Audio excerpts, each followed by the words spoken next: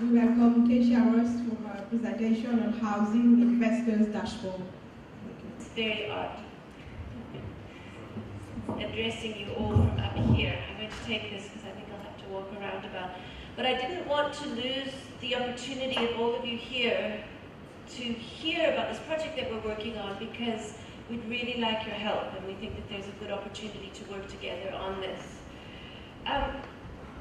I've been talking about data for a long time, and many of you have heard me say that, and it's getting a little bit tiring, and we're trying to sharpen our data instruments as a way of mobilizing greater investment into housing. So a few years ago, when we started around this, I asked an investor for an example of a business case. What does a business case look like when they make an investment into housing? And I was given this one, and I looked at the table of contents, and housing starts on page 39. And then, well, real estate starts on page 39, commercial goes on for 5 pages, and then housing on page 45. And I think that's a really good example of what we're dealing with. We have to put in a whole lot of other data to make it look substantial, because we don't have very much housing data. And so the effort is to try and round that up so we have a stronger housing section in our business case for investment in housing. So many of you have seen this slide, in fact, in different presentations. This comes from, we've been putting this together now for 4 years, from the yearbook. I don't know how closely you've been looking at it, but if you look here, the sources of data are all different. I'm hugely grateful to the World Bank, who collects this data. And as Britt was explaining to me earlier this week, it's collected when different bank officials are on mission, and they go and they speak to the central bank, and they work out a calculation, and then they put it into a spreadsheet that Simon Wally puts together. So we have the World Bank data, and some of it is older, Rwanda, and some of it is newer. Then we also have HOFINET, the Housing Finance Information Network, which is a fabulous exercise that's being run by the Wharton School's International Housing Finance Program and Dr. Maria Hope-Smith. That's a fairly extensive exercise to go through as a country to provide all of the data that they request. Within that comes some data relating to mortgage finance again. And here's Senegal in 2010, 0.07% mortgage to GDP. There isn't a central data source. I worry about this because I'm not entirely sure how rigorous it is. Yet we use it because there isn't anything else. And I think in our yearbook, it was the first time we'd ever put all of those different numbers together. And I, perhaps being just less rigorous than some of my colleagues, said, well, let's put it all there. And then we can have a debate about it at least. It gives us something to work on.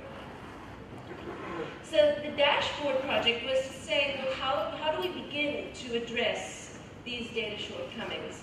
And we started by identifying different housing finance players, and we broadly defined them as investors, people who were applying their money into the housing sector.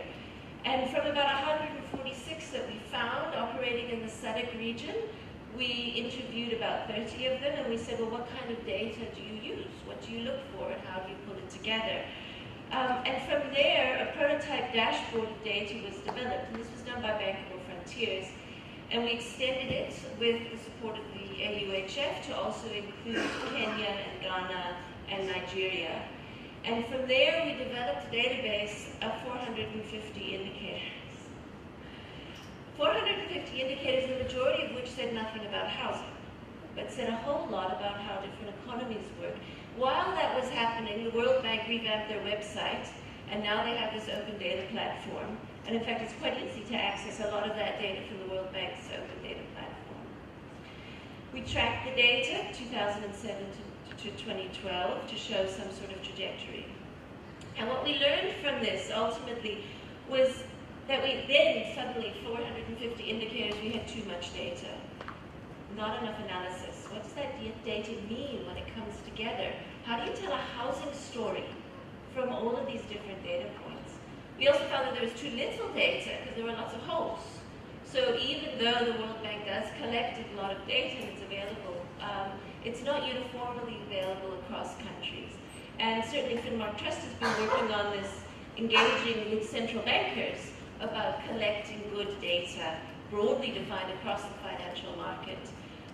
So that was, again, another issue that we found. And to try and then model that, or to show it, we were showing it with lots of holes. We had a good experience with the head of the Angolan Chamber of Commerce in Johannesburg, because the data that we had presented in one of our yearbooks was, he felt lacking. So he phoned me up and he said, the data in your yearbook is wrong, it's not good. And I said, I was so delighted that he'd called. I said, can you give me better data? And that's really how we're having to go about this. As people start to use the tools, then maybe they can start to interrogate the quality of what's included in there. So the big question, though, is what does all of this data mean, and how do you structure it in a way, if the goal is to stimulate greater investment in housing, which is the goal that we set for ourselves, is to use a data platform to encourage practitioners to start to choose housing over perhaps shopping malls, over perhaps, I don't know what else, but to emphasize affordable housing. And what we're also finding is that in the 450 points, we were missing some of the really interesting stories. They got lost in all of the news. So our dashboard project has been about narrowing our focus specifically on housing, saying how do all of these data points actually relate to housing specifically, and then changing the view. And what we're building is a set of dashboards that will appear on our website, and they're in a very beta stage right now, and we hope to be able to launch them soon, that start to explore. Now this is it's fuzzy, I'm sorry. This is very basic data. It's available just about everywhere, GDP growth. But if we look at it together with GNI and GDP per capita, it might start to give us an indication of affordability and the relative affordability of the countries. If we then bring in, this is doing business data, and what we've done is we've tried to take the doing business indicator rankings and show relatively between the different rankings which ones are stronger. Big circle is stronger, small circle is weaker.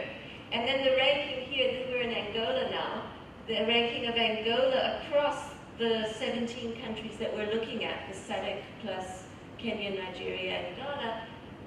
It's a bit difficult to do business in Angola overall, but perhaps easier in this is protecting investors, is the strongest one of them.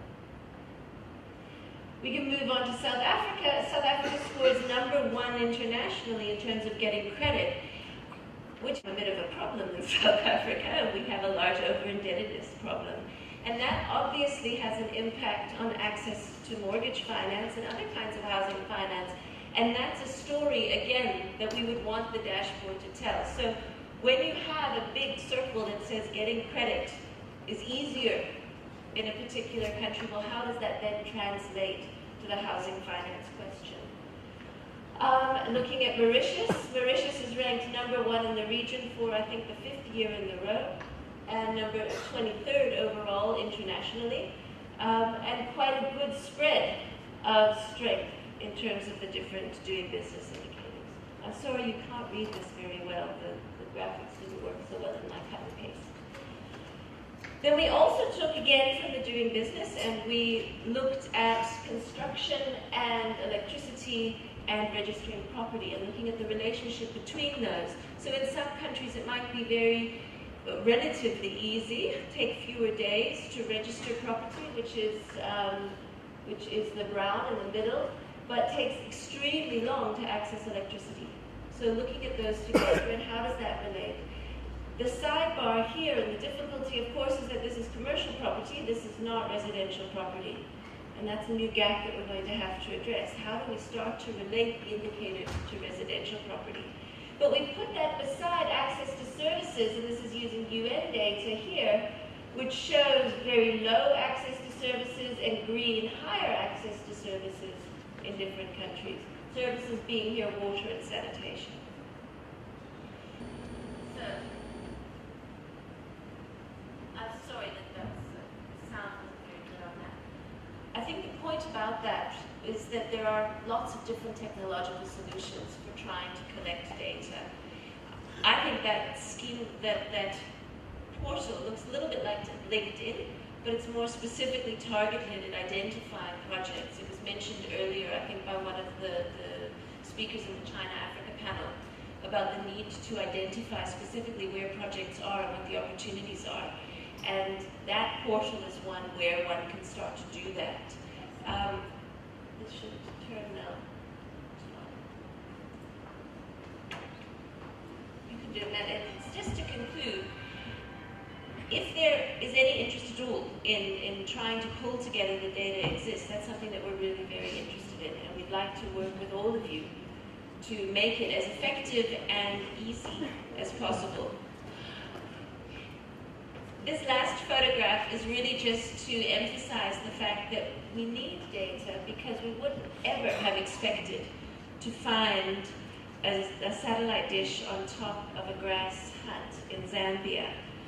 But the fact that you do is something that our data should allow us to see. It can't be so general that we don't notice that either. Thank you very much.